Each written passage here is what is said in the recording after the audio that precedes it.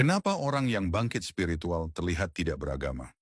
Ada satu fenomena menarik yang selalu muncul saat seseorang jatuh terlalu dalam.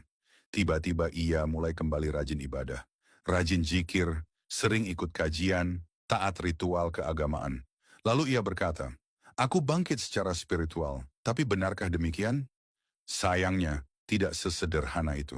Kebangkitan spiritual bukan tentang mengubah perilaku dari buruk menjadi baik. Bukan pula tentang aktif mencari Tuhan setelah kehilangan dunia.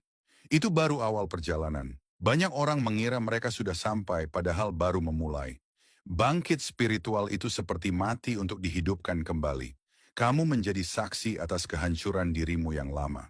Dan justru disitulah kamu mulai benar-benar hidup. Pada titik ini, kamu tak lagi melekat pada apapun. Kamu tidak lagi sibuk menyalahkan dunia atau orang lain.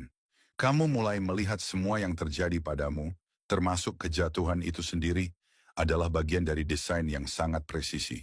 Desain karma. Karma bukan hukuman, karma adalah mekanisme pembelajaran. Apa yang kamu tanam, akan kamu tuai. Bukan untuk menghukummu, tapi untuk mengingatkanmu. Semesta tidak pernah tertarik menjatuhkanmu. Ia hanya menepati hukum yang kau sendiri pernah setujui. Jauh sebelum kamu lahir sebagai manusia di dunia ini. Setiap luka, kehilangan, dan pengkhianatan adalah alat bedah surgawi untuk membuka lapisan demi lapisan ego.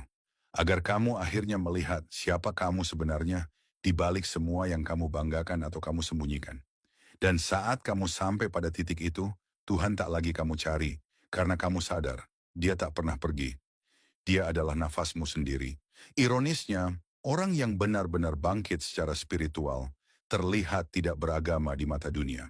Tapi hatinya penuh kedekatan dengan Sang Pencipta.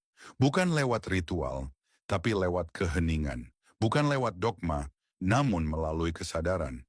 Karena sejatinya kamu tidak pernah benar-benar tersesat, kamu hanya sedang dipanggil pulang.